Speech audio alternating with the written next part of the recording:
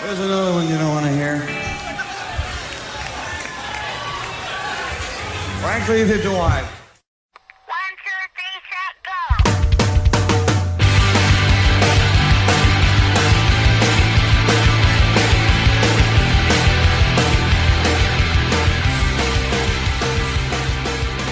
Hello, Happy New Year, and welcome to episode 86 of the Power Chord Hour podcast.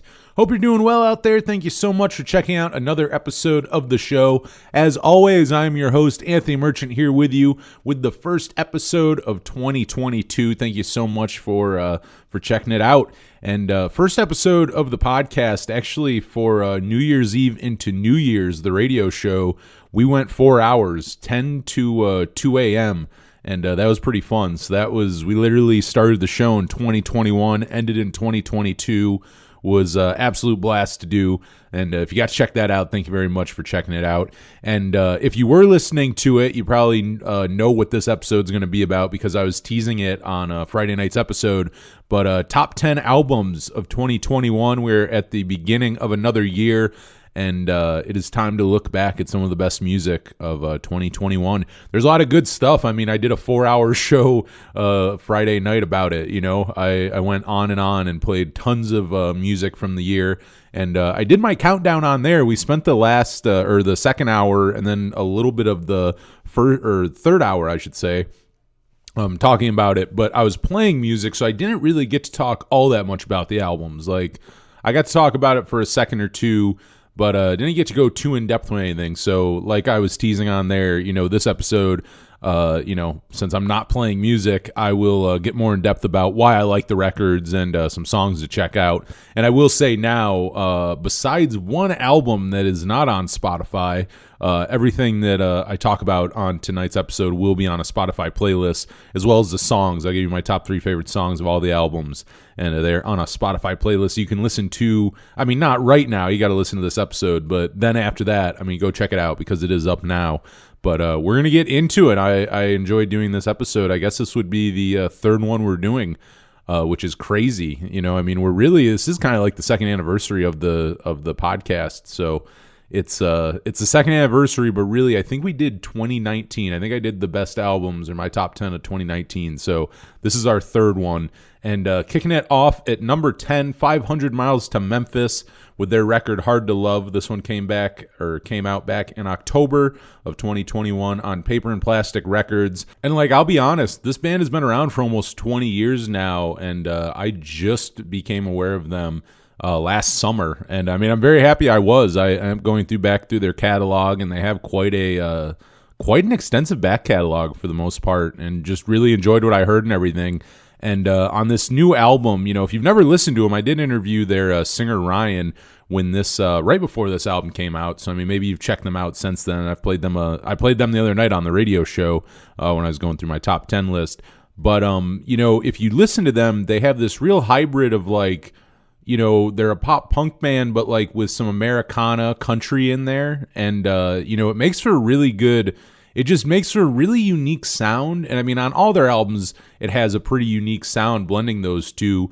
But I think this record, Hard to Love, is like their most like punk influenced, but with that Americana twist still in there, which makes for a really, really unique record. Because I mean, this by all means, I mean, you can hear a couple different genres in here, but by all means, I would say a punk, like pop punk record, you know, definitely in the vein of like NoFX, Lagwagon, you know, very like Fat Records influenced. But with that Americana twist, it really has like a fresh, unique sound to it. You know what I mean? Like there's certain parts about the band where if you're into Fat Records punk, you'll find stuff that you love instantly. But it's like they still have these influences that they're deriving from other places. So they don't just sound like a Fat tribute band. I mean, there's like slide guitar in there. You know, there's some keys at different times. You can hear some strings in there. And I mean, there's just a bunch of different things that, I mean, give them a unique kind of edge to your, like, you know, average pop punk band. You know, they definitely, while like their influences and stuff are probably not too different from their contemporaries, like their sound is, you know, something that's totally different from what you, you know, normally hear.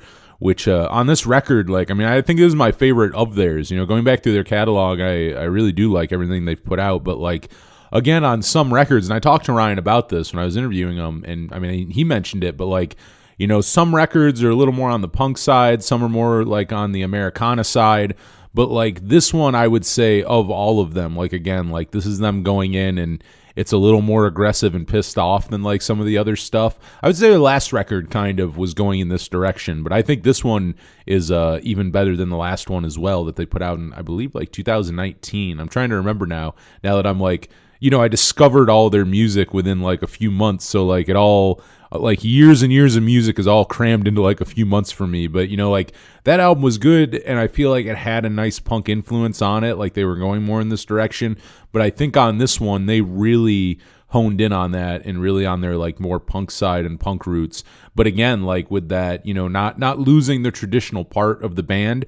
So it's like, it just makes for something very different. You know, I mean, 100 pop punk records came out this year and a lot of them are great, but you know, they do kind of that. It's a genre, and look I love the genre, but it's like, you have to be honest. There's a lot of, not all pop punk, but I mean, there are divisions of pop punk where, you know, all the bands do kind of start blending together and sounding the same.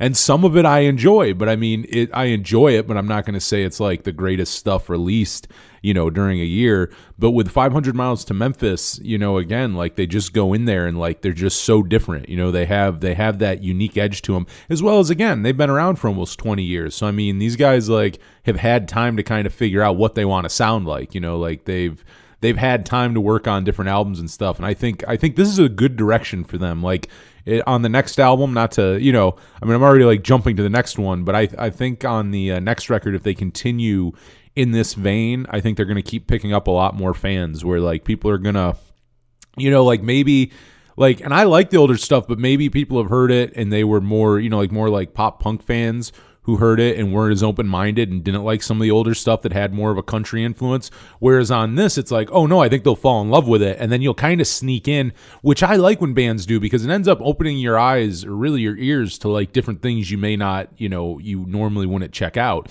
And I think pop punk as a genre can be very closed-minded where its influences come from and what it listens to. You know, it just, punk in general, I mean, punk is definitely a genre where you talk to most people and at some point they have a phase where all they would listen to is things that were labeled punk, and they were like, no, fuck anything else. And it's like, and I mean, I did that at some point too, but it's like, you start to realize all the great music that you missed from doing that. So I think a band like 500 Miles to Memphis is a band that you need in like a genre like pop punk, where there's people who can check it out, including younger people who can check out this band. And again, like you initially like it because, you know, it sounds very like, you know, NoFXy or something, but you end up getting into different music because of all the different stuff in there. You know, maybe it's the strings, maybe it's like some of the other, you know, just the slide guitar, you know, different things that you may not normally hear in pop punk that you start going, oh geez, like then you start listening to things with that in it.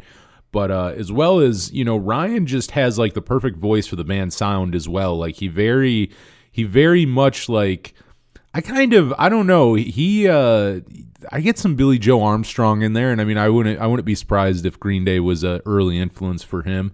But like, that's kind of one way that I think of the band. I almost go like, it's like Billy Joe kind of playing, you know, like kind of fast Americana kind of stuff, you know. And again, not that he sounds straight up like him, but it's like I go, that's kind of how I think Billy Joe Armstrong would sound if he was singing, you know, kind of Americana influenced pop punk, you know. But like Ryan's voice I love. I think it's one of the best things about the band. Like I just think it fits so well, and I also think it fits well when they're doing the kind of country thing, because it you know, he still has that kind of punk whine to it where it's like, you know, like you can still hear it, like as much, you know, they can go as far to the countryside as they want, but they'll always have that punk edge because of Ryan's vocals, you know. Like, I mean, on top of other things, but like his vocals, I think, are definitely a big thing that like keeps them, you know, like it keeps 500 Miles to Memphis, 500 Miles to Memphis, you know.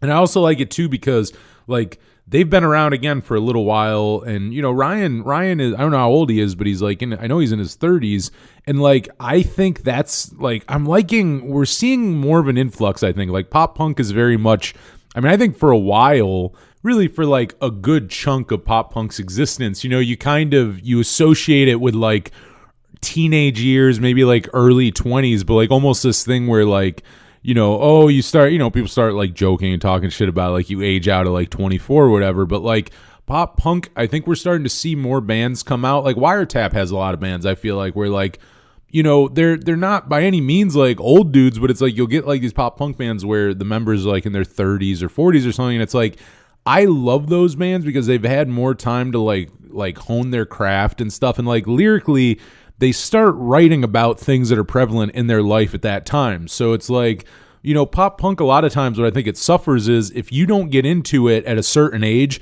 you're not going to. I had this conversation. I don't know if it was on an episode or if we were just talking as two friends one day, but like me and Kyle, I remember talking about something like that where like there's certain pop punk bands, maybe it was Mest. I think it might have been Mest. I was talking to him. And it was like he had just listened to them for the first time. It was like a year or so ago. And he was not into it by any means. Now, I like Mest. I've had Tony Lovato on the show. I've seen him live and stuff. Like, I'm definitely a fan of Mest. But, like, what I told Kyle is, like, dude, I get it, though, because at your age, like, I get why a 30-something-year-old who hears Mest for the first time, it may not connect with them the same way where if you heard Mest when you were, like, 15 or 16.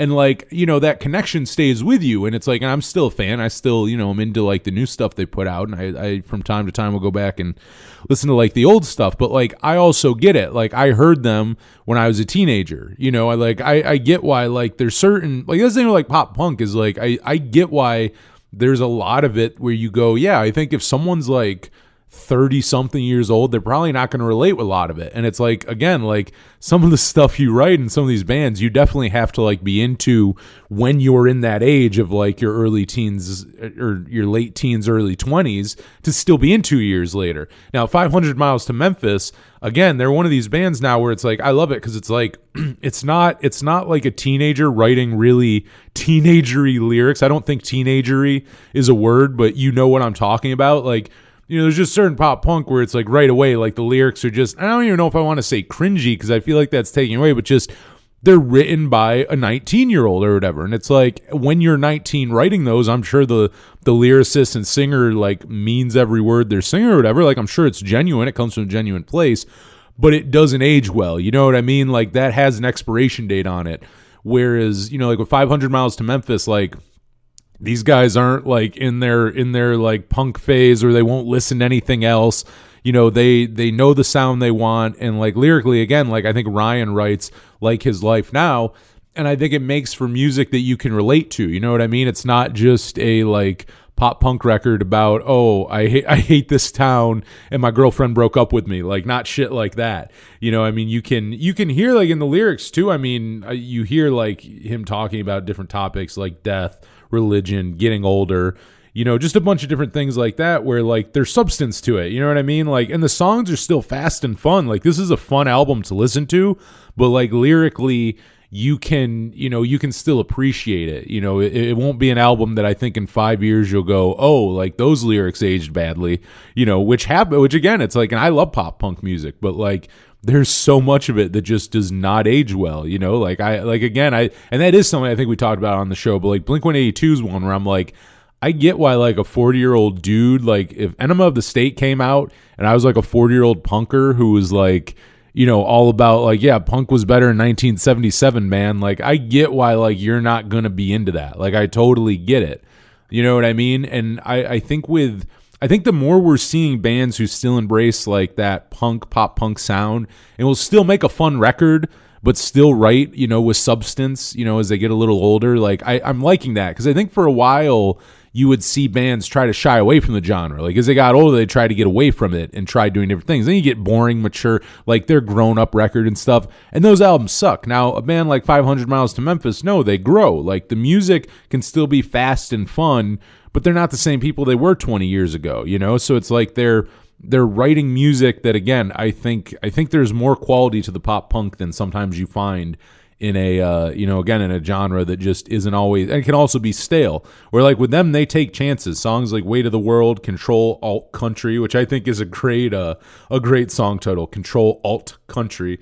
it shows a band like taking new chances. And again, they've been around for almost 20 years now, and they're still finding like, new parts of their sound and taking chances on different things and like just really showing different sides of them.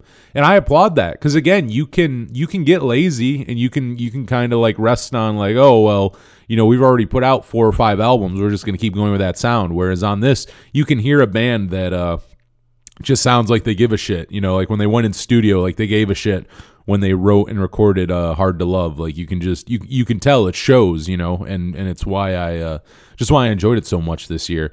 And two, I mean, because I got into it pretty fast. There's some albums that you need to take a few listens to get into, but I mean, this one not coming out until October, really only a few months back. I mean, I was instantly into it. It didn't take a whole lot for me to be like, oh yeah, like I'm totally into this. Like I was very excited to interview Ryan, like right after I heard, I forget which ones I heard. I think Dropout and 1 or 2 others I got sent before the album came out, and I was into it. I'm like, oh, I'm excited to interview this guy, and I really was. That was such a, if you've not heard it, it is a really fun interview from back in September. You can go find, obviously, wherever you're listening to this right now, you can probably find that interview. But yeah, I mean, it's just a really good album. It flows really well. I think the sequencing on it is done really well. Like it's never boring. Because there are times where they'll take you different experimental, like they'll experiment a little bit, or maybe there's a bit of a longer intro, or you know what I mean? Like it's not like a fast punk record for every single second. Like they'll do different things, but it's broken up in a way where you're never, it never goes on too long. You're never bored. Like you get it, the build up is always, it's worth it. You know what I mean? Like it's just a really well put together album. And like, again, I'd be very happy if they continued this direction on the next album. Like I think continuing going this way and kind of keeping that like more punk edge while, again, not losing their roots. I think if you're a 500 Miles to Memphis fan, you're still going to find the things you love about them on this album. But I also think if you're new to the band, this is a good starting point. Like this is a good album to start on for sure. So I can't say enough good things about it. And, Ryan as well, such a good dude. I was very happy to talk to him. I'm sure he'll be back on sometime in the future. But my top 3 songs on this one, and again, these are on the Spotify playlist for this week, but Dropout, Stereo, because, the whole song's good, but he references Superdrag in it, and, that's just great. I love that. And Hard Pill is another great one towards the end of the record, another fun just fun, fast one, another like really good melodies, really fun chorus. Like, and again, like listening to the lyrics, you can tell like it's a deeper, it's like a fun, fast, like pop punk song, but there's a little more going on there. It's a little deeper, which I enjoy. Again, it makes for something with more substance. I can enjoy a fun, like mindless, like pop punk record, but as far as it like landing on my top 10 list, like there has to be something that gets me to go back and listen to it, and they definitely have it on that one. And moving on to number 9, we got Glitterer with Life Is Not a Lesson. This one came out early on in 2021, back in February on Anti Records, and I don't even know how to describe the band all that well. Like the best way I think I'd put it is like indie pop soaked in fuzz with like a big Pinkerton influence. Like you can hear the like specifically Pinkerton, not just Weezer, but specifically Pinkerton. Like this album definitely has some Pinkerton vibes on it in the best way possible. But if you don't know about Glitterer, that is Ned of Title Fight's band, post-Title Fight band. And, it's kind of like my thing is it doesn't sound straight up like Title Fight. And I kind of talked about this on the last album that they put out in 2019. It's different, but at the same time, it's still like Ned singing. Like his aggressive vocals are still there. And I think that's something interesting because musically, Title Fight and Glitterer sound pretty different. But I would say overall, like Ned doesn't really change that much with his vocals. You know what I mean? Like you can still tell that it's him singing. Like that's not gone. And I think a lot of that, like, like it's still heavy music. Like it is heavy music, but it's like kind of like not even like nice indie pop, but like just it's kind of disguised with like melody and stuff. It's a little more melodic than like Title Fight. But that those things that you enjoyed about Title Fight, I think are still in there. It's still the same guy writing those songs. And it's one of those things where it's like I think you can keep comparing them, but it's apples to oranges. And I'm just happy the guy's making music. And I mean, like, I enjoy this one as well as the last record they put out again a few years ago, Looking Through the Shades.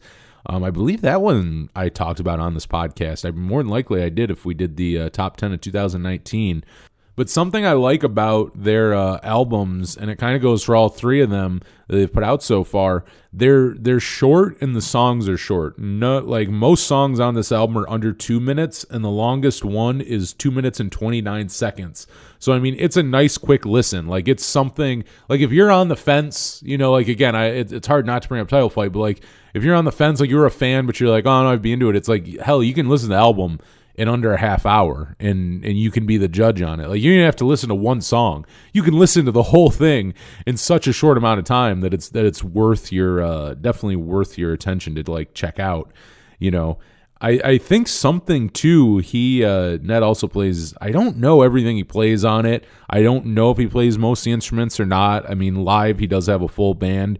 But I'm pretty sure he plays bass on the record, and there are some good bass lines like sprinkled throughout. There's some really like just solid. I think there's a few songs where like the bass line sticks out like really well, and kind of in a like kind of like a Kim Deal way, like of the Pixies, where like it's more of a straightforward bass line. Like it's not that he's doing anything crazy, but what he's playing is just perfect for the songs. And they're like, you know, sometimes they're infectious bass lines, even if he's just playing like pretty straightforward stuff. You know, you can be playing like 4 notes and it just works really well. There's some like times where it pops out and you go like, oh, like that's one of the, you know, it's like one of the key parts of like the songs. But I think too, like his wider range of music tastes, I think like I think all blend in on this in this band, you know, a lot more than the last one. I think I mean, you hear the indie pop, but it's also not pretentious. Like I think that's the thing. Like he's bringing in other things. He's not trying to make like a pure indie pop album where it's like it can't take it, you know, it has to take itself too seriously, or it can't have a little fun or do this or that. You know, you can hear different influences thrown in there. You can hear him go these different places, and you know, just kind of.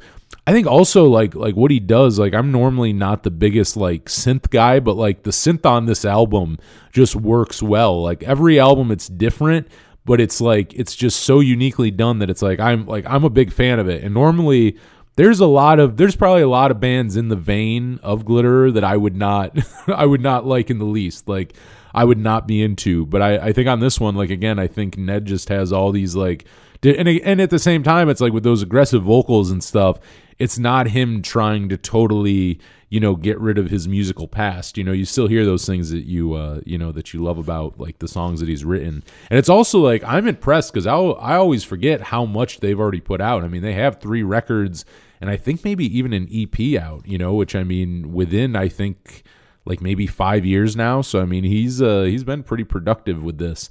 But you know, the another thing like with it going all over the place, it's as equally like 80s influenced as it is 90s influence. Like the guitars kind of have a 90s vibe and the synths have an 80s vibe. And I love it. Like the not that they clash together, they more mesh together like in a really, the way they come together is just really good. Like again, it has you can tell what they're going for with it, and like I can see like this band working in a live setting with certain like other bands, like going on tour with like certain bands I think they'll like fit in with. I mean, maybe not so much like in the hardcore punk scene, but like I think they could easily keep finding a bigger and bigger fan base, including out of the Title Fight world. Like I think playing with other bands and stuff, kind of more in that indie pop kind of fuzzy like scene, I think would do them wonders, you know. And I mean, and maybe they are, you know, I mean, maybe not right this second, but yeah, I really enjoy this one. I really enjoyed the last one too. I haven't spent enough time with their very first record,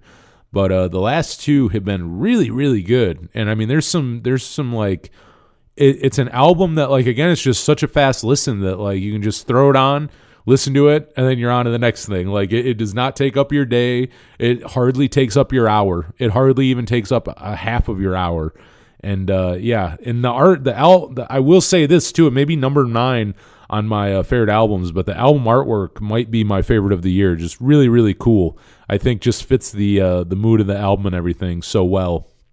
I think that's something important too. Like, I think there was a discussion for a while, and I don't know if it is so much now, but like, or like, is album artwork dead, or is it as important as it used to be? But like, I think it really is for like an album to like come together in every way, whether it's like, like the album title and the album cover and the like vibe of the album all just work, or like whatever it is. Like, I think that is important, and I think the album artwork on this one just fits with the vibe of the band and everything they're going for. I think it just like works perfectly. But my top 3 on this one are the songs Indeed, I Made the Call, and Little Backwards Glance, and all those they're nice. I feel like that's a good like array and like variety of the album too, like to kind of show like every side of the band. Like those 3 songs I feel like kind of represent the album really well. But moving on to number 8, we got Tiger's Jaw with I Won't Care How You Remember Me. This one came out on Hopeless Records back in March of 2021. Now this one's funny.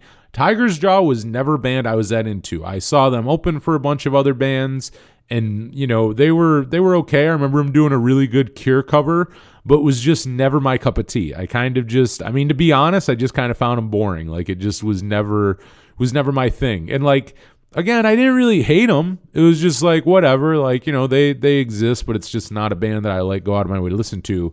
And I don't know what it was when this one came out that I really kind of gave it I decided to give it a listen. Because they're not a band that I'd only heard like once. Like, again, I'd seen them live a few times and I heard some songs. Like, I knew enough about them where I was like, it's just not really my thing. But I'm very happy that I took the chance on this one because it became one of my favorite albums of the year. Hands down, this record is just so good. I think like one of the things that caught me too, which I always thought was one of the highlights of the band, though, was Brianna Collins. With her voice is just, it's made for like catchy indie rock. Like her voice and her like the melody she's playing on her keyboard like is just, it's perfect. Like it just works so well with what they're doing. And I think the band, and maybe they've shed this more in recent years, but definitely have the emo label on them. But like, I think there's just so much more going on here. And maybe that's why I'm more into them now, because they're doing more than I think some of their past releases had on there. I think this one is, it's not really of a certain genre. It's just a really good like indie rock record. There's some amazing melodies. There's like some beautiful songs. There's some more, heavy within Tiger's Jaw, like levels, but like I would almost say, and they've toured together a bunch, and are both from PA, but kind of reminds me of like a poppier Menzingers in a lot of ways. I think the guitars are one of the things. I think the guitars sound kind of similar in like their tone. And another thing too, like Will Yip produced this, which he is as far as modern day producers, he has to be one of the best ones. And he's obviously worked with the Menzingers as well. So, I think some of it may also come from working with, the same producer. But they definitely, I think on here more than I've heard in the past, I definitely hear like some, not that they're influenced by Menzingers because they're more contemporaries, but like just more in that vein, kind of like they come from that same scene, but Tiger's Jaw is more like a like poppier version, or even more melodic version of a Menzingers, which I'm all about that. That is not a bad thing in the least. And I do think like this album could be a crossover for them into the mainstream. Like I just think there's infectious hooks all over it. And again, like I think one of the things that could really get them over too is Brianna Collins' just vocals. Like I think that with the keys, just like it sets them apart where like it's like the 500 Miles to Memphis thing. Like this, Tiger's Jaw has bands that you could compare them to and they fit perfectly with on like a tour, but like they have that little edge to them, like Tiger's Jaw, that, just sets them apart, kind of makes them, you may hear a couple different like indie rock bands with like, like female vocals with some keys in there. And like, the vocals are kind of like on the more softer side and stuff, but there's more going on here, and what they do is they do it very well. And I think time will do that for a band as well. They're another one who's been around now since like, I think maybe like 2008 or something like that. I think I saw like they've been around well over a decade. Like they've been around the block. They've released a few albums. And I think that also pays off for a band. You know, I think you do some bands right out the gate, and I know their first record is kind of a cult classic, like within emo and stuff. But like I think some bands right out the gate, your first album can be like a defining one for you. But like some bands, and sometimes I think you're luckier for it, is you get some time to really figure out your sound, and you know you kind of bring it to this place where, again, you don't want to sound like other bands, you want to sound like your band. And you know, I think it takes time to get there. You know, certain bands do it on album 1, certain bands do it, you know, on album 5. You know, I think you know, past guest of the show, Audio Karate, we kind of talked about it with Jason Camacho. But like you know, and I love Space Camp, but like their really Lady Melody is so unique because that's their, like, you know, Space Camp sounds a lot more like their contemporaries and other bands at that time, and it's really well done pop punk, but that's what it is. It's a pop punk album from the early 2000s, whereas with Lady Melody, I mean, it's very hard to pinpoint just one sound or one genre on that, you know, because they found their own sound. And I think Tiger's Jaw is kind of doing it on this one. And you know, it's another band too where it's funny because I'm going back and listening to like albums that I hadn't heard before, only heard a song or two off of. And like the album before this one, I think you could, you know, I was hearing them. I was into that one too. Like I need to spend more time with it because I was into the songs on that as well. But it's another one where you could see them going towards that. Like it's not a perfect album, but you can kind of tell like the next one's going to be really good. And I mean, that's this one. And I really think they did it. I would say something I would like to hear them do more is like call and response vocals with just back and forth from Brianna and Ben. I think that would sound really cool. Like instead of, because they both kind of sing, like one will sing a lead on a song and you know you hear the other one kind of come in and like harmonize in like the chorus and stuff. But like I would love to hear them go more like back and forth, kind of like a Taking Back Sunday or something like that. I think that would sound really neat with the way they're just like with the style of music and everything. I think that would work really well. But yeah, the album just possesses something I didn't hear in some of the older albums. And I don't know. I mean, I would love to know if it captured other people too that way who weren't as into the older stuff, if this one like did something for them. And I got another album on this list here in a little bit. You know, I won't say it yet, but like there are a few this year where it was from bands that I never would have guessed in a million years I would have had on a top 10 list. But, you know, they outdo themselves, or, you know, they go in a certain direction. And I think on this one, Tiger's Jaw just really gave a great performance. But I'd say top 3 on this, I would say the song Commit, the song Hesitation, and the album closer Anniversary, which I think maybe the most unique song on the album might be Anniversary. But yeah, all 3 of those really, really good. Moving on to number 7, we got Greg Eklund with Muffled Tears. This one was a self-released album back in August of 2021. Now, this one's kind of funny because it came out in August, but I've been listening to this album since like April of 2020. I had Greg on back in 2020, originally to talk about Everclear Sparkle and Fade for its 25th anniversary. And we started talking about other things when he was working on at the time. And he was working on a solo record. And he kind of been working on it for a while. And at that time, it was done minus not being mastered. So, I mean, all the songs were finished. It was sequenced. It was just not mastered. And, yeah, it was like a few weeks, maybe a month after our first interview. And he's like, hey, you want to hear the record? And I was like, I mean, yes, of course. Like, of course. Like, are you kidding? I mean, I was getting stoked on it just talking to him about him. You know, hearing him describe it, I was really into it. So to be able to listen to it, I fell in love with it right away. I was listening to those unmastered tracks a bunch when he sent me that album. And again, it's no different from what you hear. It's just it's mastered now. But I mean, it was sequenced the same. He didn't like change anything else. But like, I've been listening to the album. It's funny, for more like closer to 2 years.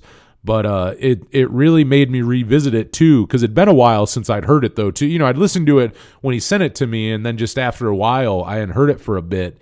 You know, because I also, you know, I obviously wasn't playing it on the radio show or anything else because it wasn't out yet. But like, once it came out, going back and listening to it again, I'm like, oh my God, like I forgot like how good, like this record is just so good. He really, I think what he did too is like, I think he brings together the sounds of both Everclear and his post-Everclear band, the Oohlas, and he explores like any and all spectrums of like alternative rock. Like it's like an alternative rock album, but it hits because that can mean a couple different things, and I feel like he hits almost every side of what that can mean.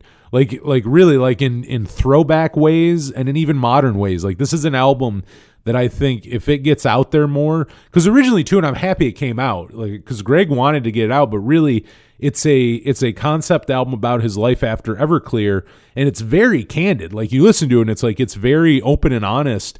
And I mean, it was just, I think more than anything, he wanted it out, not so much for other people to hear it, just for him to get out, like, as a cathartic, like, experience. You know what I mean? Like, it was therapeutic to write and record these songs and then to just get them out there. I don't think he had huge plans or knew when it was coming out. But, I think I'm sure I wasn't the only one. I'm sure when he told about, like, when he described it, like, you'd be hard pressed not to be interested too. Like, if you heard him describe the album, I think you would want to hear it as well. So, like, I think enough people kind of heard it after being enticed by it, where it's like, oh my God, you got to release this. And I was saying that I told him, it's like, hey, like, you gotta release that. Like, I think it will, I mean, in this day and age, I mean, you may not blow up, it may not, like, throw him in arenas, but, like, whether or not you even know who Greg Eklund is or care about his bands, like, this is just a great alt rock record. Like, this album is just done so, and he plays everything on it. Greg did everything, and then he had his engineer James Brown help him with it. Engineered, I guess I should say. But besides that, it was all Greg. I mean, so it is all him. I mean, besides it all just being about his life in chronological order, from leaving I mean, that's the other thing. It's like, it's a candid look at someone's life after leaving a multi-platinum band, and just all the things that come with that, the good and the bad, starting over, just. It's not like just this album where it's like, oh, he writes about, like, how great his life is. Like, he shows you the ups and downs. And, like, again, the fact that he plays every instrument on it, like, everything is him. His face is on the front cover. Like, this is every and all facet of Greg Eklund. Like, this is all of him. And I think it comes out really great. Like, it comes out very genuine. And these songs are just so, they're just so very, very catchy. And I think it's amazing too, because, like, talking to him, like Greg said, like, he's kind of a novice on most instruments. Like, I mean, drums is the thing most people know him most as the drummer. But I mean, he went in and, played bass, played guitar, played all the different stuff on there, and just kind of went for it, which I think is inspiring, including, that's one of the most inspiring things about him, is, like, a guy who has had as much success as he has continued to just jump into things. I mean, he's working on a documentary right now. He never worked on a documentary before. He just had a GoPro and he had an idea for one, and he just jumped into it. And just that whole DIY and kind of fuck it attitude is how you get things done. I mean, like, he's like, hey, I can't sit here forever and try to, like, teach myself, like, become a master of something before I do it. Like, I just got to do it. And that definitely seems to be where Greg comes from. Just like, you just jump in head first. You figure it out on the way. It's just kind of trial and error. And, and that's the other thing. It's like he's been working on this album for a while, and I'm sure there was a lot of trial and error before, what we hear came out. Like, I'm sure there were times where it didn't sound as good as it does. But I mean, he really, like, hunkers down and, like, teaches himself about these things. And it's also important, I mean, he's in the music industry, and it's a shaky industry, to say the least. It truly is. And I mean, I think, again, it goes back to, the concept of the album and his life, and it shows the good and it shows the good, but also the bad of both Everclear and the music industry. I mean, there's and he's just talking to him too. I mean, you can hear, because he's seen, I feel like he's seen just about every side, and has played, has played Madison Square Garden, and has also played the smallest dive bars. Like, I mean, he's one of those people who can kind of appreciate the spectrum of music, and what it means to be in a band. And I think on this album, like, again, like, he goes in, and this is his first time just giving it his, it is all him. It's not just him on drums, or it's not just him on guitar and drums or whatever. Like, this is him in every way, shape, and form. And I mean, just comes out really well. I mean, an album that is obviously a very personal thing to the writer, is something that you can listen to as a listener. And I mean, not only relate, but also just also enjoy, you know what I mean? You can get where he's coming from just different places. Like you can tell it's personal, and I think it makes you care about it. You know what I mean? Like as a listener, you kind of care about the writer because you can tell that, what he's singing about and what he's talking about is just a very like personal thing. And another thing too, like lyrically, what I like is the tie-ins and the references that he has like for other songs throughout the album. Like it's kind of neat. So like one song, like on the first song, he references chain wallets, and then the next song, track 2, is chain wallets. Like things like that, where like you just hear him kind of reference, like it's kind of like a hold steady album in that way, where like you start picking up on that, which I love too, because it's not like you pick them all up on the first listen. Like every time you listen, you'll pick up something different. Like I forget what song it was, but I heard him reference a song title a few tracks before that song on the album just a few days ago. I just heard it for the first time. And again, I said I've been listening to this album for almost 2 years, and I'm just still picking up references and stuff throughout. And it also does make me excited for a new Oolah's record, just because of how inspired Greg sounds on this. I think when and they're working on it right now, and I think as soon as it gets finished up and everything, I think we're in for another good like alt rock album from him, because he just seems very like, I don't know, he seems like he's in a good place musically right now. Like he just really he likes what he's doing. I think he knows what he wants to do. And is also, again, just willing to jump into things. Just be like, yeah, I'll do that. Like, yeah, I'll try that. Like, and you have to be.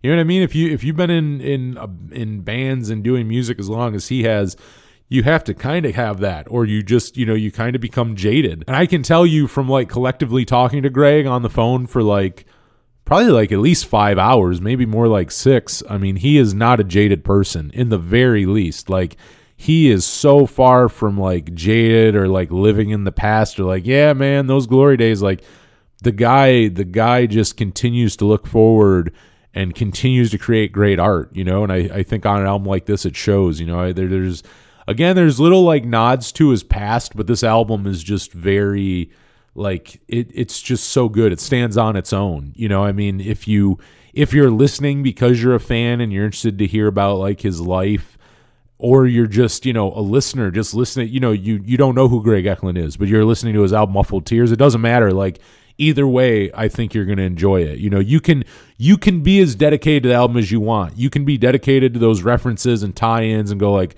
oh, I bet this song's about, oh, maybe this song's about this person. This song's about Everclear. This song's about this or that. Or you can just listen to it and enjoy it. You know what I mean? Like you can just turn your head off and listen to it and go like, oh no, that's just a great song.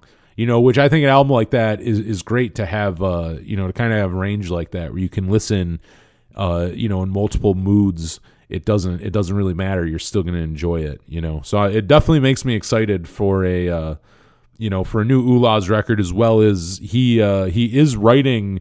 Last I interviewed him in September, he said he was working on another album like about his life. And I'm excited. I'm excited for that. This one was great. I'm excited to hear his follow-up to Muffled Tears. And I mean, I'm sure it'll be a while before it's out. This one just came out, but still, I love what Greg does, no matter what band he's in, and I'm very excited to see him kind of branch out more and do more solo stuff than just doing straight up full band stuff.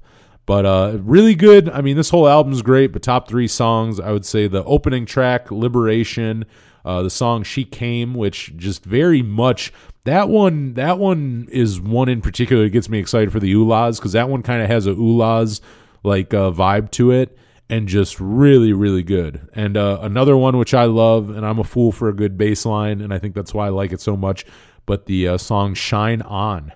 And moving on to number 6, it is Glow On by Turnstile. They put this one out back in August on Roadrunner Records. I'm seeing this one. I think I've seen more top 10 lists with this on it than I've seen top 10 lists without it on it. And this is another one. This is Tiger's Jaw, but maybe even more. I will tell you, I was so far from a Turnstile fan for the longest time. I was just... Like, I remember them, as the old man that I am, I remember seeing them live in 2015 at I forget the official name. It was like Spring Fling. It was in Cleveland, and my main band for going was to see the movie Life. And but anyway, Turnstile was there, and I had heard of Turnstile before that, and I heard a few songs. Like, I mean, they even back then, like, they had a hype around them and everything. And seeing them live, like, I got it. Like, they were great live, but I'm just not into that, like, East. Like, I thought they sounded like a throwback to, like, East Coast, like, New York City hardcore. And they're from Baltimore, but, like, even more specifically, like, a New York hardcore band. I even thought they were from New York, honestly, when I first heard them.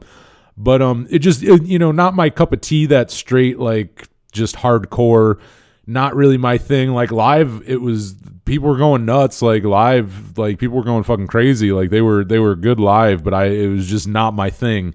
And I mean, I never would have expected for Turnstile to put an album that I liked this much, to even kind of enjoy it all, but to like as much as I like Glow On. I never would have guessed at all that it would grab my attention the way it did. But I think it did that for a lot of people, because again, like, it seems like I remember the hype train for them years ago, but like, I feel like now they've and I didn't realize how big they'd gotten either. I don't think until more recently, but I mean, well, more than well deserved. I mean, they really found, talk about like a crossover, like, hardcore album, like, in a way where you go like, oh, this could actually have, like, traction, like, this could be played on rock radio, and like this band, I mean, it already has, I mean, they were just playing on I believe it was Seth Meyers' show a few weeks back. I mean, like, they're getting more mainstream attention, probably in ways that they wouldn't have, like, on that first record, just straight up hardcore, but they've really, like, they've really successfully done it in a way where it just, I mean, it just, everything works so perfectly with it.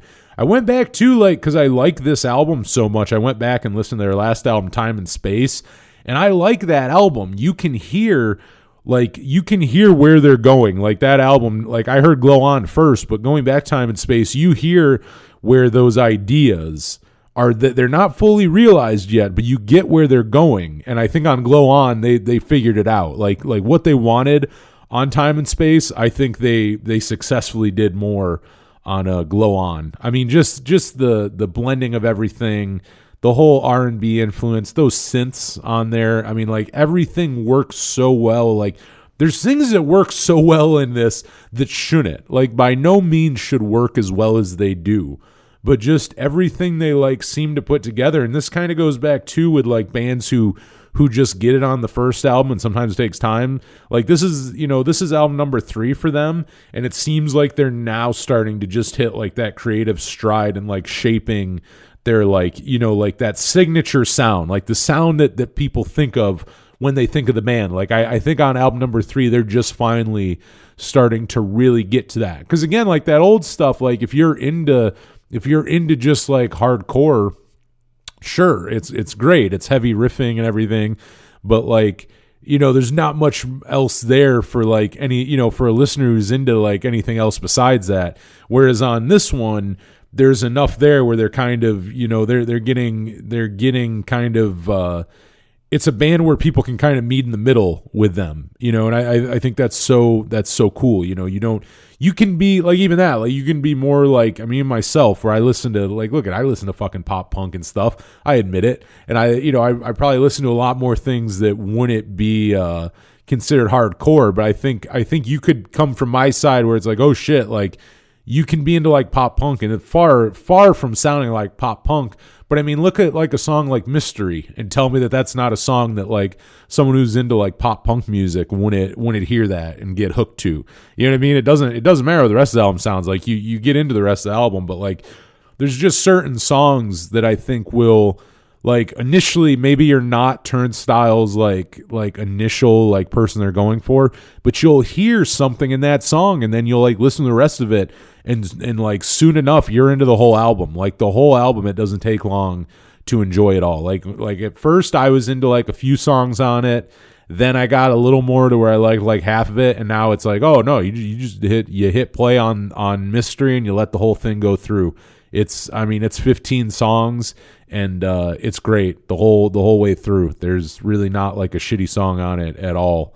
And like, that's the thing too, is it goes mentioning pop punk as being kind of can be a closed-minded genre, where like the listeners are kind of closed-minded and want something to sound a certain way and won't accept anything else. Hardcore can be the same way. Like hardcore, I think, can be a very closed-minded genre, and not one that derives influences from a bunch of different places, where Turnstile says fuck that. Like they blend influences and reach far from the depths of what you would find their contemporaries doing or reaching to write music. Like they're on another level, you know what I mean? Like they're just doing something so totally different from what everyone else is doing, like they're like just on their own fucking level with like what they're doing. And I think it's amazing. Like, again, like this is coming from someone who never was a Turnstile fan, could not get into them. And, I started listening to this album after hearing everyone talk about it, including people who I wouldn't really think would be as into Turnstile as they were. I was like, okay, I'll give it a shot. And then, I was just like them, where, again, like seeing it on all these top 10 lists, there's a bunch of people who I wouldn't expect to see Turnstile on their top 10 list either. But, I mean, there it is.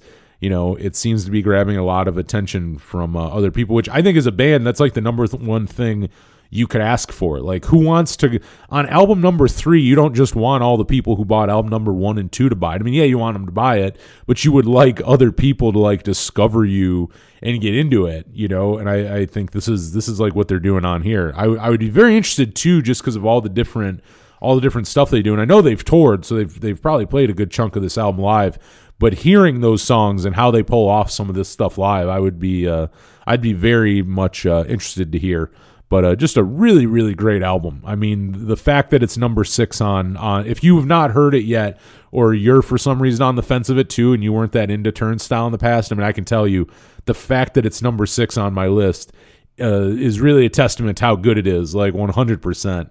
And top 3 on this one, great opener with Mystery. The song Holiday, I think that was maybe the first one that got me into the album, I think Holiday.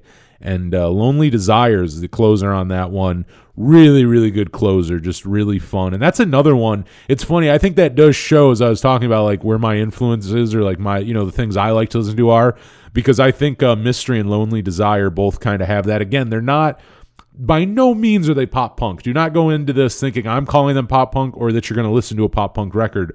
But like those songs, I think have like characteristics to them where you go, oh yeah, I could see where it would pull someone in who was into something like that, and then kind of pull them into Turnstile, where like again, I'm not normally the guy who's listening to them, whereas now they got me hooked. I'm definitely going to be paying attention to what they're doing for sure. And I'm sure I'll be on board with the next record. But we're now at the halfway point at number 5, and recent guests of the show, we got Lovebreakers with their album Primary Colors. This one came out back in June of 2021 on Wiretap Records.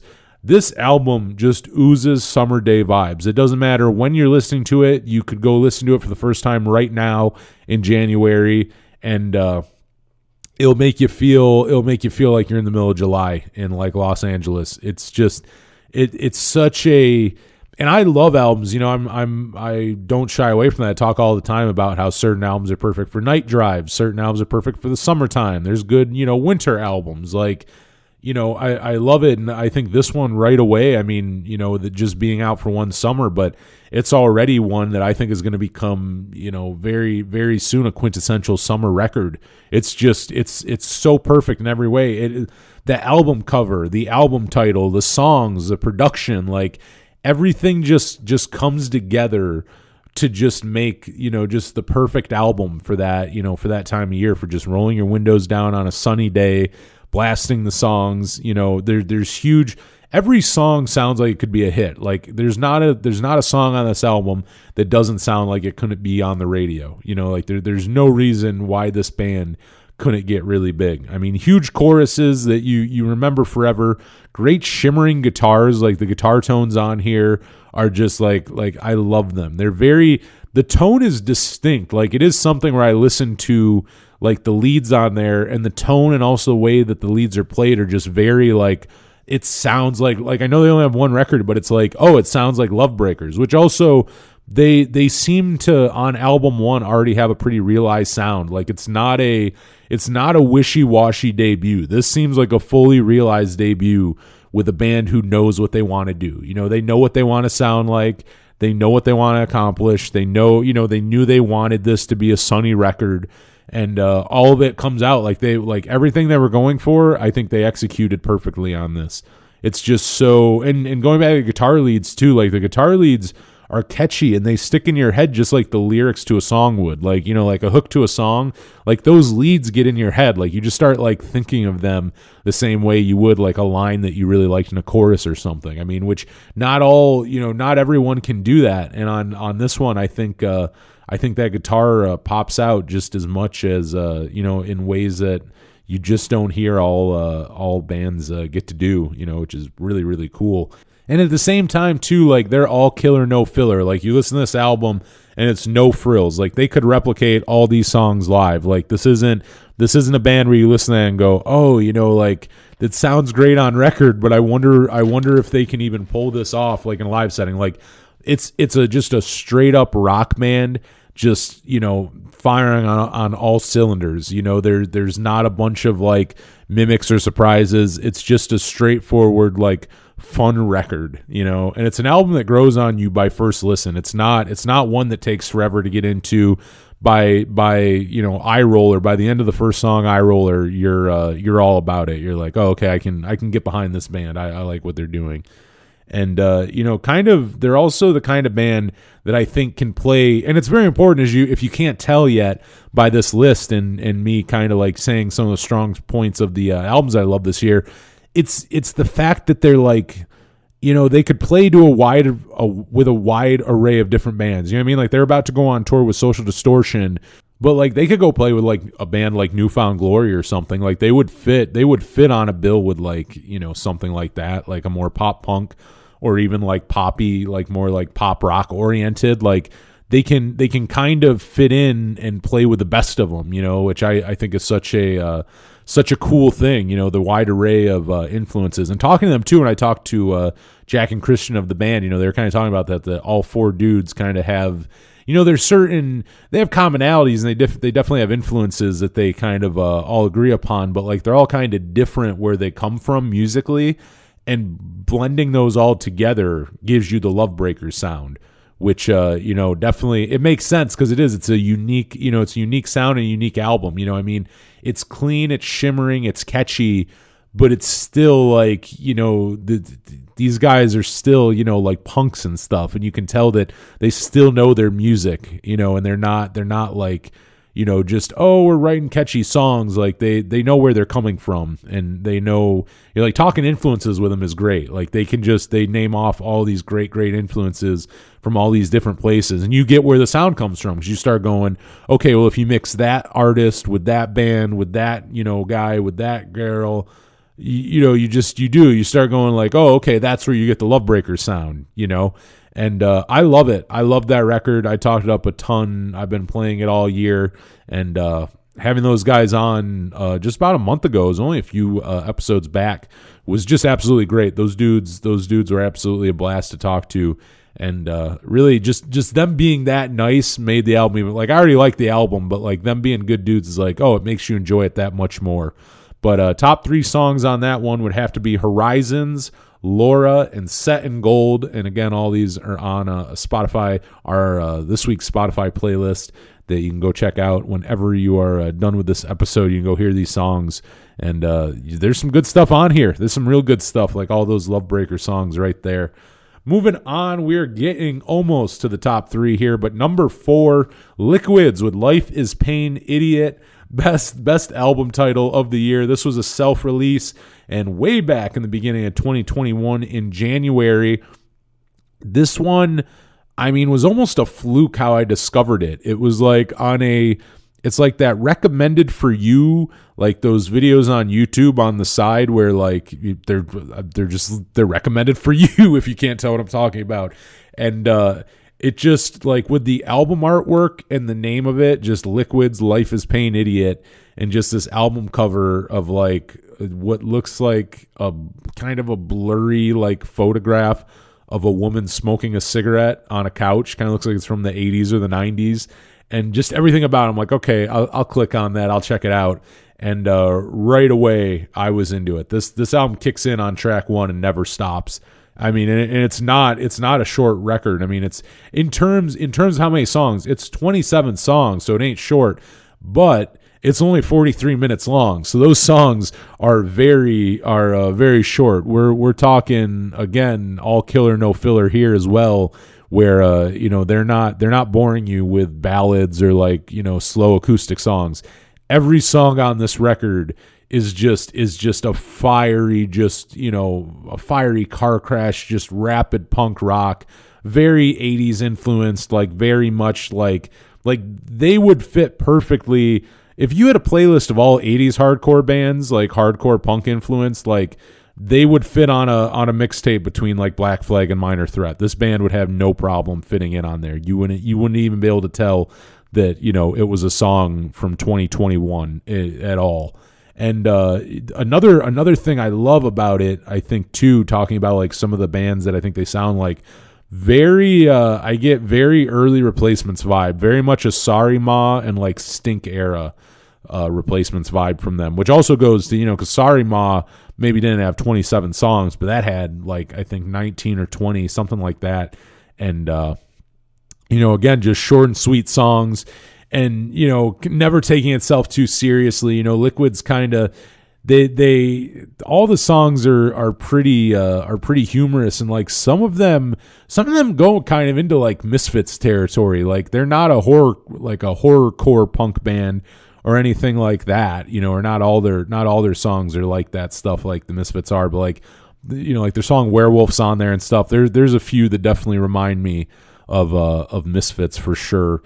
But as well as that, like Replacements influence in there, they do a cover of Kiss's Strutter, which to me just reminds me so much of, just in the same spirit as the Replacements cover of Kiss's Black Diamond, like just a punk band doing an amazing, cover of a classic rock song and just like really making it its own and just doing a really, really good job. Like that's honestly one of the that cover of Strutter is like one of the highlights, I would say, of the album. But another thing, too, that I like about it, sounds like it was recorded on like a Fostex 4-track, but at the same time, it has like good production value. Like it's not hard to listen to. Like it doesn't sound like it was recorded much differently than like a lot of bands who like record tapes on like cassettes, but it's not like a shitty recording. Like everything sounds really well. It's like mixed really well. Like it just the style of it. Like it has that like, you know what I mean? Like it's almost, it sounds like an old like Black Flag record or something, but I would almost argue sounds like like sonically sounds better. Like you can listen to it, it doesn't sound all fucking like muddy and stuff like that. It's like really like well put together, but you can tell like where it's like coming from. And Matt's voice, who there's not a lot about this band. Like they like this album is not on Spotify. The band's not on social media. I discovered them on YouTube. You can grab this album on Bandcamp. But I believe Matt played everything on it. I think basically Liquids is a one-man band. I don't know if they play live or not.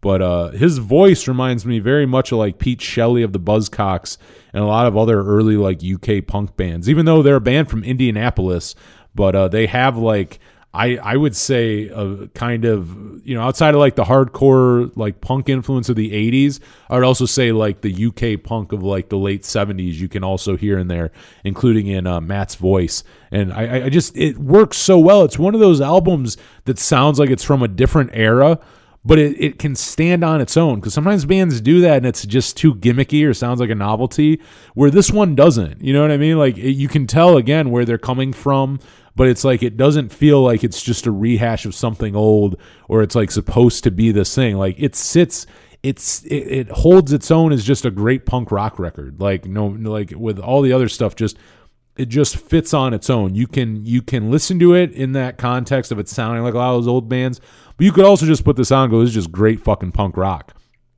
And I would definitely say go check it out. Some exceptional guitar playing throughout it too. There's Like there's some guitar solos that just pop up in places where you're not expecting it. Like I like that. Like they keep you on your toes at times where you're like you wouldn't really think they were going there, and they'll just throw something in where I'm like, God damn, like that is really, really good.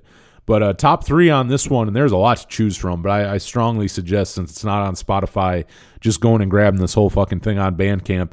But I would say top 3 songs on this one: Prison Food, More Than a Friend, which probably has my favorite guitar solo on the whole album on it, and Don't Want to Get to Know You, which really, really good song right there. Track 2 on the album. And, album openers are great, but a track 2 is also great. Like after you like burst in on track 1, like where you go after that, and Don't Want to Get to Know You, really, really good. Sets a nice pace for the rest of the record.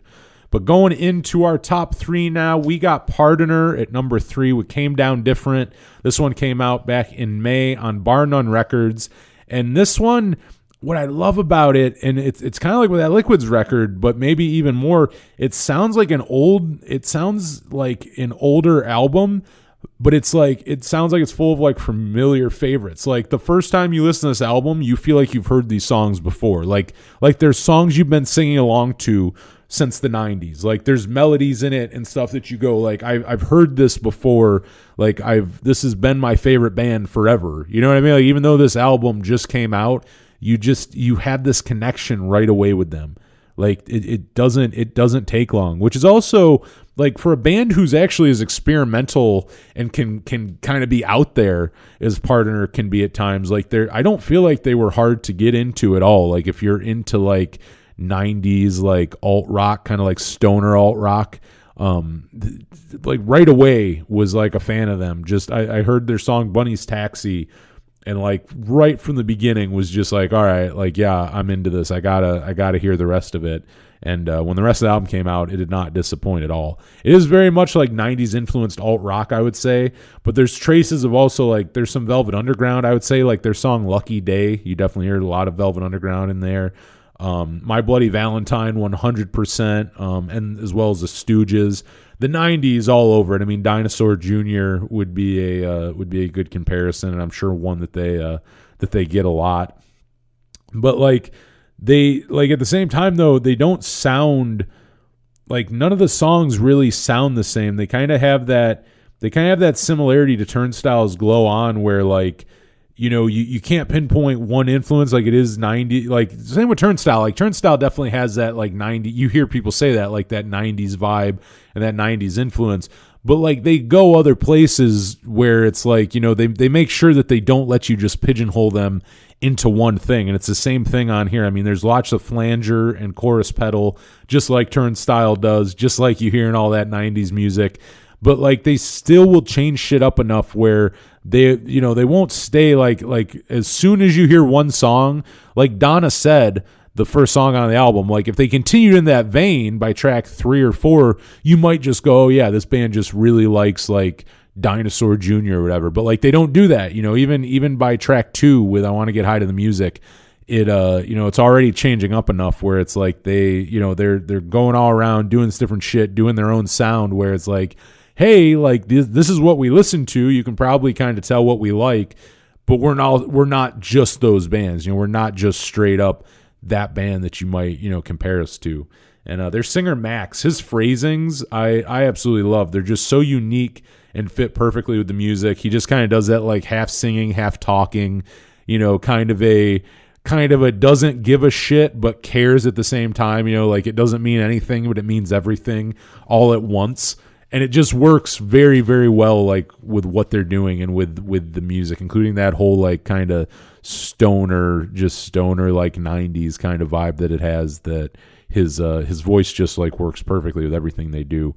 And it's just, the album is just so far from predictable. It just goes places you never expect it to. Songs can change their vibes in a second. That one I mentioned a minute ago, Lucky Day, that starts off sounding very much like the Velvet Underground. I mean, it gets to a point where it sounds very much the opposite of the Velvet Underground, and it goes back to sounding like the Velvet Underground seamlessly, like just done so well. The songs on this, they have a few other releases, like Pardoner. I think they have like one album out before this, and then a bunch of like EPs and like one-off things and stuff. And like, it's good, but on this they're they kind of took all of that, but they also like kind of got like, I don't want to say they like matured their sound, but they kind of took that and also just, probably from playing and different shit like that, really honed it in and made like, the old stuff is good, but none of it grabs my attention again. Like I don't feel like I go back and listen to their like older stuff as much. Whereas this album, they'll capture you right away. Like you gotta listen to this album all the time. I know when it came out, I was listening to it nonstop. I mean, I still listen to it a bunch. It's I'm excited to hear too, like what they follow up this with, because they seem like a band who doesn't want to keep rewriting the same song. Like I don't see them wanting to make Came Down Different Part 2. Like this isn't a band that you have to worry about just sticking to like one thing. Like they far from that, they will keep things interesting. Same with the lyrics. Lyrics are another one that like they aren't super straightforward at times and they can be a little cryptic. So it's like, they're open for a little more for interpretation than just straight up, hey, this is obviously what this song is about. And I like that because sometimes the lines too will catch you out of nowhere. You go, did he just say like what I thought he said? Because it's like it in your head, it doesn't make sense. But then you look up the lyrics and he did. And it's like, oh, like I guess it's just this kind of like he's being cryptic-y, or maybe I'm just reading too far in it. Maybe he's just fucking talking gibberish. But, there's certain times where, you listen to like some of his lyrics. I think it's interesting because there'll be a line or something that'll like pop up out of nowhere in the song that just kind of strikes you, and I think that's interesting. I think it kind of, it's just another thing that grabs your attention early on and makes you fall in love with Partner, and there's a lot to fall in love with here. I really like this album. But top 3 on this one, I Want to Get High to the Music, great song. Bunny's Taxi, the one that got me into them, and the opener on that one, really, I mean, you will hear the 90s influence right away on track 1, and that is Donna Said. And on there, if you're into that kind of thing too, like if you like Dinosaur Jr. and Pavement and Archers of Loaf and like stuff like that, I think Donna Said, like right away you'll be into it. I don't think it'll take long for you to be as into them as I am. But moving on to number 2, we're getting towards the end here. We got Sincere Engineer with Bless My Psyche. This one came out in September on Hopeless Records. Well worth the 4-year wait. I've been waiting for a follow-up for Rhombithian since it came out in 2017. That was my number 1 album, actually, of 2017. And I've been excited for new music since then.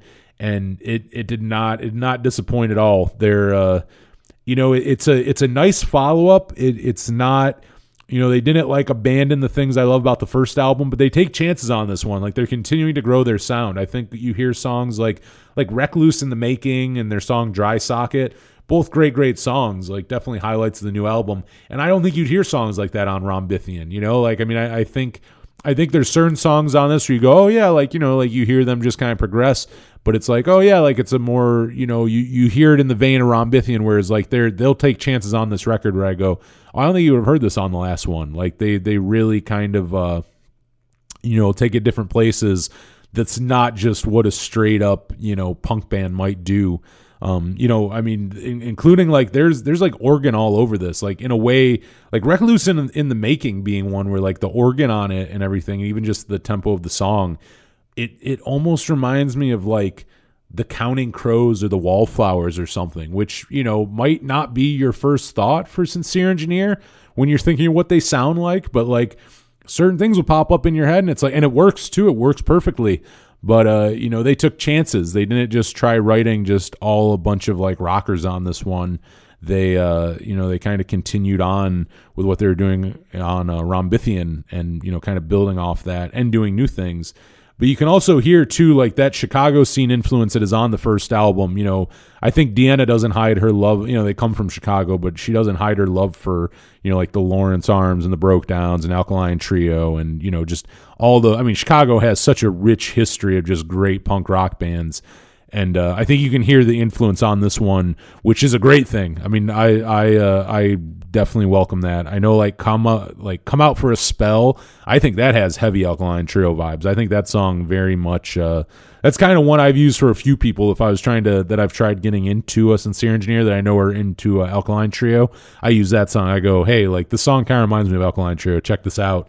And I definitely think it does. So I mean, they're carrying that torch. Sincere Engineer is definitely carrying that torch for like rad Chicago bands, and I think you can hear the some of those past bands of that scene in Sincere Engineer, which is very cool to hear it in newer bands who are doing it.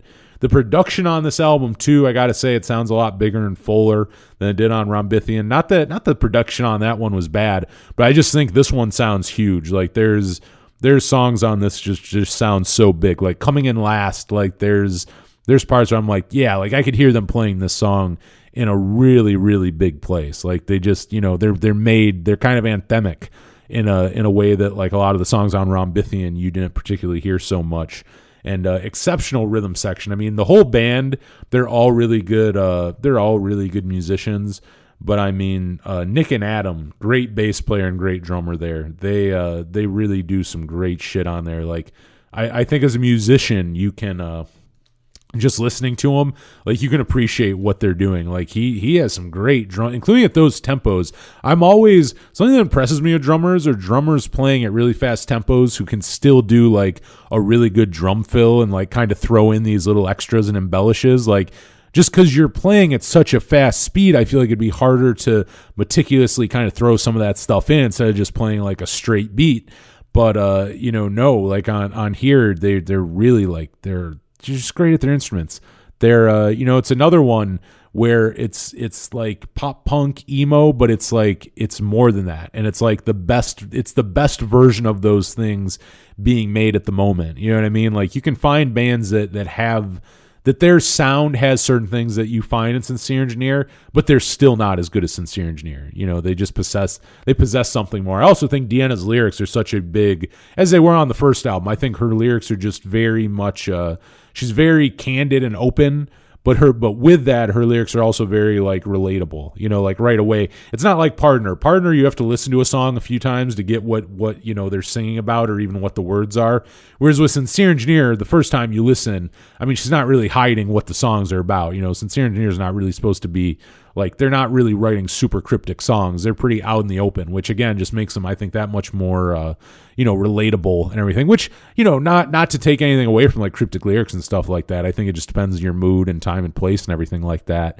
But I think one of the reasons why Sincere Engineer keeps getting so big, and I think this album has a lot of buzz for them, is like it just is. I think she writes lyrics that are obviously sincere and no pun intended, and are just relatable right away. Like, it's like, listen, one, you go like, oh shit, like, yeah, I know what she's singing about, and I feel that way, or I felt that way too. So, just a continuation of the greatness that was Rhombithian, but also like, getting stronger on certain things, but also taking chances. Like, I applaud them for that, for taking some chances on this album that, like, again, like they wouldn't have to, I think Rhombithian had enough of a buzz and people talking about it that they put out a second one. I think they would still garner some attention because people who were fans of the first one would be telling like their friends and shit about like, oh, you gotta check out, like they're about, this great band's about to put out another album. But the fact that they went out and did different things, I think, is also what's pulling more people in. Like I actually think they fit on Hopeless pretty well. Like at first I thought that was a weird signing, to be honest. I was like, I don't know how they'd fit on Hopeless, but like now that they're on there and everything, I think they work well. Kind of same with Tiger's Jaw. Like I never thought of Tiger's Jaw, which also it shows that Hopeless has kind of changed their roster in recent years, because in like 10 years ago, I don't know that I could have saw Tiger's Jaw being on Hopeless. Maybe Sincere Engineer, but like I think Sincere Engineer 10 years ago would have been less of a stretch. But like I don't think Tiger's Jaw you would have heard on Hopeless. But like it's cool to see Hopeless signing some of these bands that, again, I don't think you would have saw them sign years ago, but they definitely are now. And they seem, like this album seems to be, this was a good home for it on Hopeless, and hopefully just keeps doing good for them. I think the other key is just more touring. Like I think as they plan to do, I think the more they tour and just opening for bigger bands. I know they're going to go on tour with the Menzingers here soon, which is a perfect crowd for them. I think they're going to get a bunch of people who've never heard of them before, and they're going to be into it right away. Like it's not going to be hard to convert Menzinger fans into Sincere Engineer fans at all. And top three on this one, Coming in Last, that one just sounds so big and full. I could hear that one in an arena, to be honest.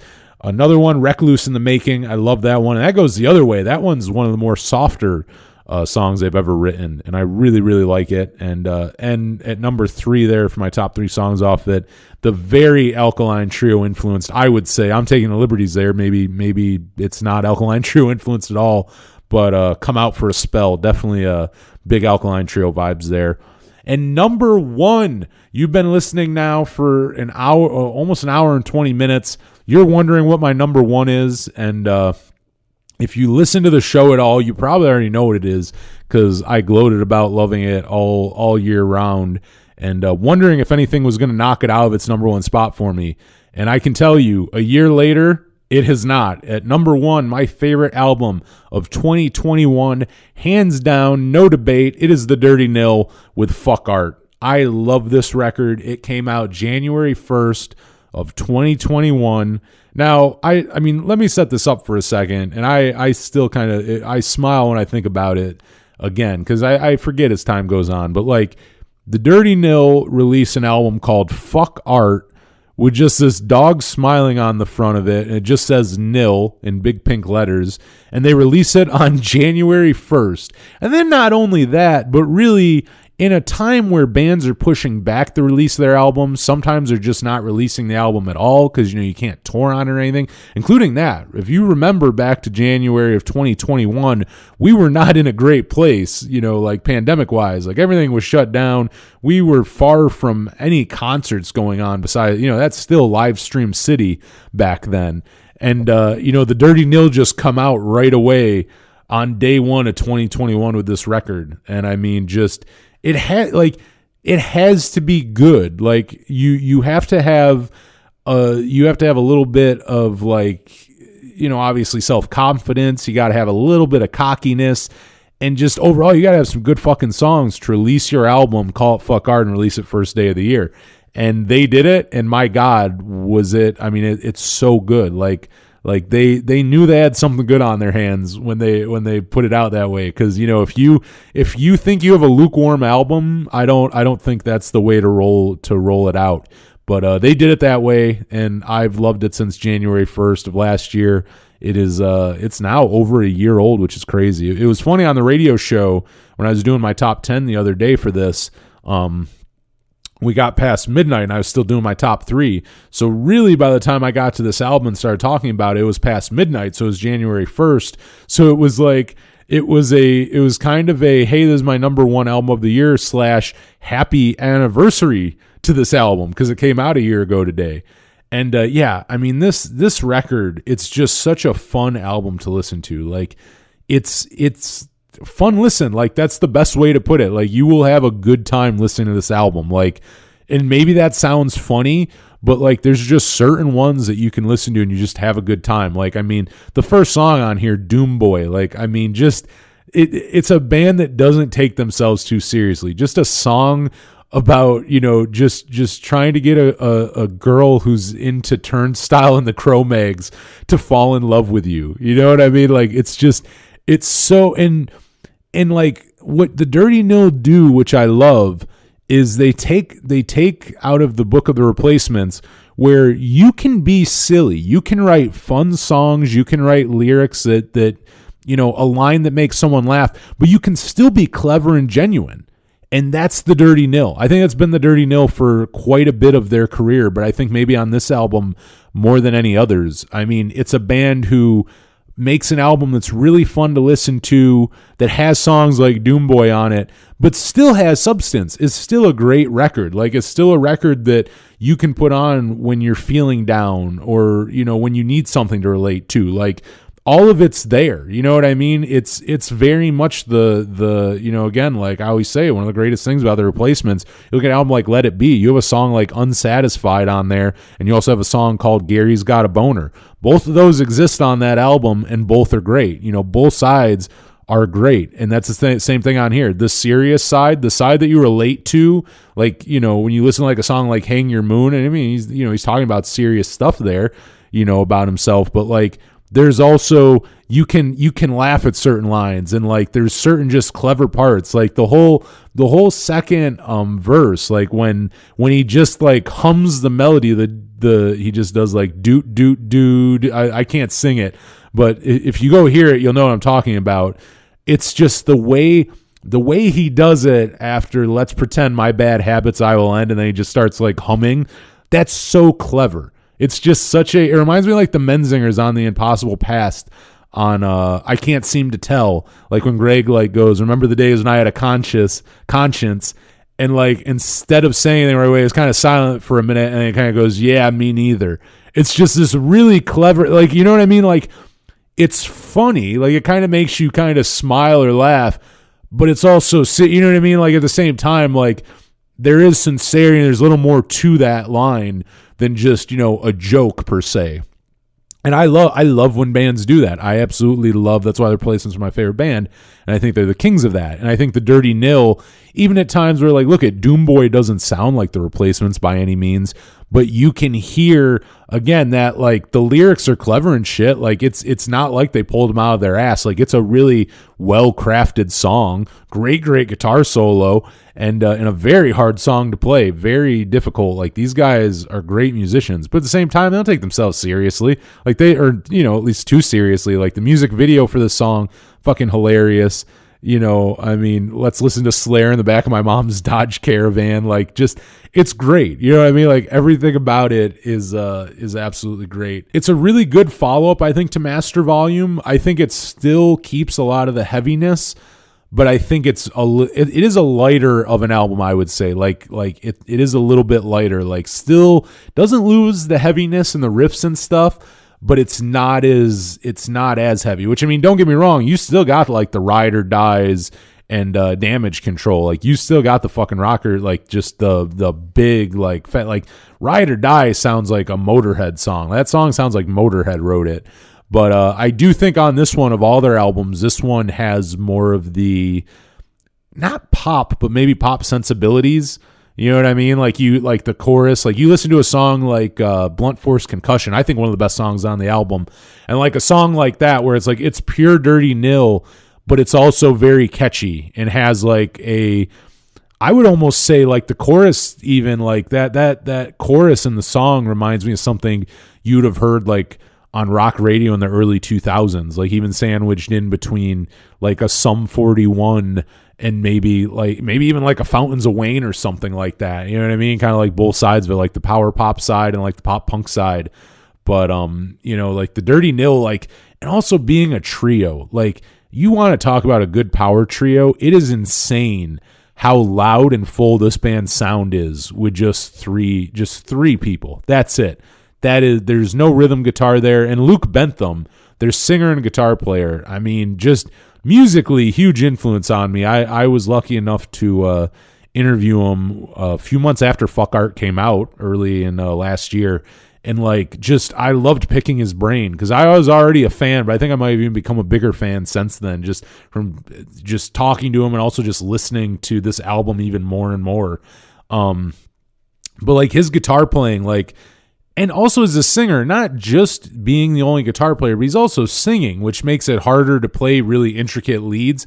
But like his guitar playing fills out the sound where you never feel like they need a second one. There's no need for a rhythm guitar player. Like, and his vocals too, like talk about, I mean, just a rock scream. Like he can just scream his fucking head off, and it's just beautiful. Like it's beautiful. The guitar solos, the like loud, like the rock screams and stuff, like they really make like rock music fun in a way that it hasn't been in a long time. Like they do things, they take things out of the book too. Like they don't even like a lot of stuff that they do that's so good isn't even like something they invented. Like they're not even like making something new up. They're doing something that you don't hear anymore. You know what I mean? They're going back through, they know their influences, they know their roots, and they're going back and taking, not even taking, but being influenced by things that other people have forgotten about or kind of steered away from in rock music. And it's like the Dirty Nils bringing it back and reminding you like, fuck no, like you need some of this stuff. Like I'll tell you, like guitar solos, like I'm not always the biggest guitar solo guy. Like I think I come from that world of punk where shitty guitar playing and power chords, like, like the Ramones, Johnny Ramone doesn't play guitar solos. Like, I think I come a lot of times from that kind of camp. And like, again, and a lot of times like the guitar players just aren't really proficient enough where it's not really, bands where they're probably going to be shredding their fucking heads off. But Luke Bentham, man, because he not only is he a good guitar player, like I think from a technical aspect, but he plays with feeling. So like the solos very much, they're why I love like Bob Stinson's like solos. Like, there's very much like it's a feeling more than, oh, he's just playing a scale. And I think Luke's solos on Fuck Art are just exceptional, like through and through. Like there's just, I think Damage Control is one of the best ones, I think, solo-wise. One More in the Bill, another great one. I mean, like, most of the songs have some kind of guitar solo in them, and they're all good. But, like, again, it's coming from someone who's not a big solo guy. Like, I'm a big bass, like, I play bass. So, like, I love good bass lines. Ross played some great bass lines on this record. So it's like, that's an obvious that I appreciate like that, or like a good rhythm section. But like guitar solos are not normally my thing, and guitar solos with the Dirty Nil are one of the highlights. I mean, it's honestly like listening to Johnny Thunders where you're like, oh no, I want to hear you solo. Like I want to hear you make that fucking guitar squeal. Like I want to hear you just what you can do with it. Like I'm all about it. And that's definitely what Luke does on here. Just such a strong power trio. And same with Luke's like powerful rock vocals. You got to give credit where credit's due. And Ross, besides being a great bass player, his backing vocals and some of the screaming that he does on the record is just layered so well with Luke's vocals that it works seamlessly. Like there's times where you may not even realize that there's two people like singing at the same time. Like it works so well together and meshes so well that like you just don't realize it, on first listen until you start like dissecting it. And again, like just for it, the way they utilize it, like it's just three excellent musicians on this album just playing their fucking hearts out and just playing so well together. Like, Ross on bass is just doing his own thing. He's not just playing straight up root notes. Kyle can hit those drums. He is a hard hitter. Like I love Kyle's playing, and I'm far from like, I know a good drummer, and I know drummers that I enjoy, but like I don't know a whole lot on like the technical side of drums, but I can tell you he hits the fuck out of those drums, and I like his style because I think he's almost a less is more. Like he doesn't do tons of crazy fills. He plays what works for the song, but like don't get me wrong, it's not all about playing in the pocket. He'll still do some impressive shit on there. He's just not overplaying every second of the song. Like he really kind of picks and chooses when he wants to like kind of ooh and ah ya with with his drumming. But like just everything, which is important. A band, a Canadian power trio, though they don't really sound alike, but like it's the same thing with like Rush, where it's like you have this band. I don't care if you like Rush or not, but like you have to like, they're all masters at their instrument. Like all three of them are so good at what they're doing that when you put that together, like including in a trio, you need that because you have less to hide behind with just three of you up there instead of 4 or 5 members. And like you have to have, you got to be just that much better. And the Dirty Nil are already up there, I think, is one of them, at least in my book. You look at like powerful rock trios, and they are absolutely thrown up there. Every chorus, it just sounds massive too. This is kind of it's one of those ones where it's like you hear these songs and you're like, oh man, like every chorus. I can't think of one chorus on this album that isn't fucking really, really big. Like just isn't huge and isn't memorable. Like that you'll be singing along with by chorus too. By the second time the chorus comes around in the song, you're already singing along to it. You already know the words. It's another one, like I mentioned before, like with a couple songs like on Bless My Psyche, but like you hear these songs being played in an arena. Like I can hear these songs being played in a huge, massive room with thousands and thousands of people. And in the right world, like where everything is the way it should be, the Dirty Nil are playing arenas. And they still got time, but by all means, they need to be. And this is another one. This album I see on a lot of top 10s where I'm very happy for them. I think they picked up a lot of new fans on Fuck Art. A lot of people who didn't know about them, who and are going back too, because they have they're another one that just a strong like catalog. like that you can go back and fall in love with all of it. Some bands, hey, there are bands on my top 10 this year where I'm like, I still go back and I'm not into like what they were doing on the first couple albums. Whereas the Dirty Nil, it's like, oh fuck no, they were great from the beginning. Like they had a talent and they've just continued with it. And yeah, this album is just so good. I love it so much. I probably listen to it. I bet I listened to it almost once a day in 2021. I wouldn't be surprised. And if I didn't listen to it all the way through, I at least listened to a few songs, whether it was on, whether I was driving or it was on a workout playlist, like whatever. I listen to it like every day. It's just that great of a record. And every song's a fucking masterpiece. But my top 3 on this one, which was hard to pick, but Hang Your Moon, Blunt Force Concussion, and Damage Control, which, I mean, Damage Control, that solo in there is just so good. If you want to see me just start air guitaring to a song, it's just fucking that one. I remember shout out my boy Zach, who is on the pod with Zach and Kyle, my bad boys of Illinois. I remember being with him over the summer in Springfield, and he was blasting that album, and specifically Damage Control, when he was driving, and I wasn't driving, so I got to sit in the passenger seat, and the whole fucking song, like when I wasn't air drumming, I was fucking air guitar soloing, and just that whole song is just perfect for all of it. I can't say enough good things about that album. Like I love it. Like I play the shit out of it on the radio show. I feel like I've talked about it a bunch on here. I interviewed Luke when it came out. It is just such a good album. It is so. I'm so happy that came out, including in a shitty year. I'm happy that we got some really good records like Fuck Art and Bless My Psyche and Came Down Different and Life is Pain, Idiot, and all those great records that came out in 2021.